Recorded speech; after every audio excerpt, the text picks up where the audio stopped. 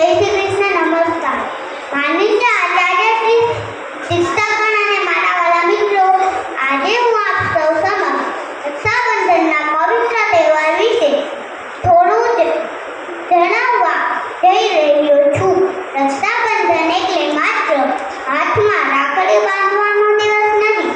રક્ષાબંધન એટલે ભાઈ બહેનનો અતૂટ પ્રેમ, વિશ્વાસ અને લાગણીનો દિવસ હોય છે.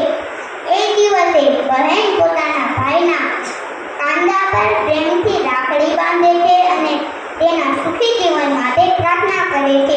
ભાઈ પણ પોતાની બહેનને હંમેશા સાથ, સહકાર અને રક્ષણનું વચન આપે છે.